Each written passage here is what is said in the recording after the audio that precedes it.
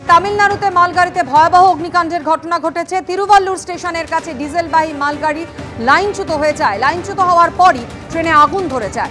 মালগাড়িতে diesel থাকায় দ্রুত সেই আগুন ছড়িয়ে পড়ে। ওভারহেড তারে বিদ্যুৎ সংযোগ বিচ্ছিন্ন করে দেওয়া হয়েছে, যার ফলে ব্যাহত হয়েছে ট্রেন চলাচল। দাঁড়িয়ে রয়েছে বহু এক্সপ্রেস এবং লোকাল ট্রেন।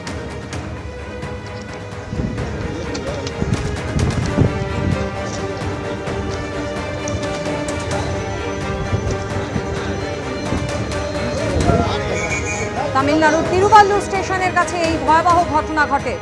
স্টেশনের কাছে ডিজেলবাহী মালগাড়ি লাইনচ্যুত হয়ে যায় এবং তারপরেই ট্রেনে আগুন ধরে যায়।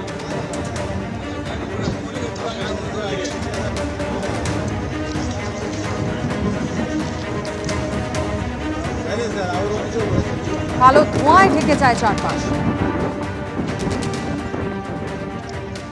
আইআইএম জোকার ঘটনায় এবার সক্রিয় রাজ্য মহিলা কমিশন, অন্যদিকে সন্দিহান জাতীয় মহিলা কমিশন। শতপ্রণোদিত মামলা রুজু রাজ্য মহিলা কমিশনে, আর এই ঘটনা নিয়ে সন্দিহান জাতীয় মহিলা কমিশনের সদস্য। আইআইএম জোকায় বয়েজ হস্টেলে ধর্ষণের অভিযোগ, আর সেই ঘটনায় এবার শতপ্রণোদিত মামলা রুজু করল রাজ্য মহিলা কমিশন। অন্যদিকে এই ঘটনা নিয়েই সন্দিহান জাতীয় মহিলা কমিশনের সদস্য। সুমোটো করে দিয়েছি শতপ্রণোদিত মামলা, যেটা মেয়েটির অন্য কোনো ফর্মালিটিতে আটকে না যায় এবং পরিবার এই সময়ে তো একটু সেন্সিটিভ ইস্যু, পরিবার যদি এক্ষুনি কোনো অস্বস্তি বোধ না করে আমরা কথাবার্তা বলছি। আমাদের হরিদেবপুর থানার সঙ্গেও কথা হচ্ছে, ওরাই আমাদের কনফার্মেশন দেবেন। আমাদের তরফ থেকে বলা হয়েছে আমরা 3টে নাগাদ যেতে চাই। এই ধরনের ঘটনা ঘটা উচিত নয়। কোনো প্রিমিয়াম বলুন, সাধারণ জায়গা বলুন, এর মধ্যে কোনো বিভাজন আমি করতে চাই না।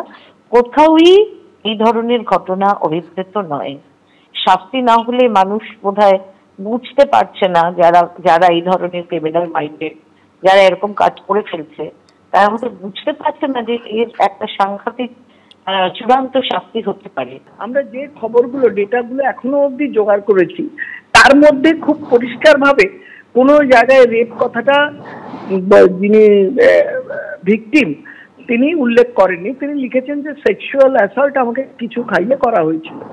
তো ওই জিনিসটা ভেরিফাই করার জন্য আমি তার বাবার সঙ্গে প্রচুর চেষ্টা করেছি। His phone is switched off. আমরা প্যারালাল যা খবর নেওয়া নিয়েছি, আমরা সুমোটো কেসটাও নিয়েছি, কিন্তু যতক্ষণ না অথেন্টিসিটি অফ দ্য ফ্যাক্ট আমার কাছে আসছে, আমি এটা নিয়ে কোনো বিবৃতি দেওয়ার মতো জায়গায় নেই।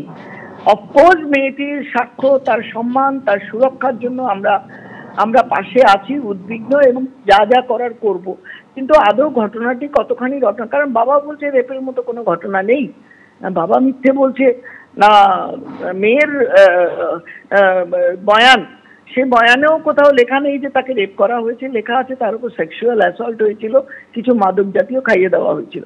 বাকি পারিপার্শ্বিক কিভাবে ঢুকলো, কেন গেল, কি হয়েছিল, সেগুলো তো পরের প্রশ্ন। কিন্তু যেটা প্রশ্ন, আদৌ তার উপর সেক্সুয়াল অ্যাসল্ট, রেপ বা সেরকম ঘটনা ঘটেছিল কিনা।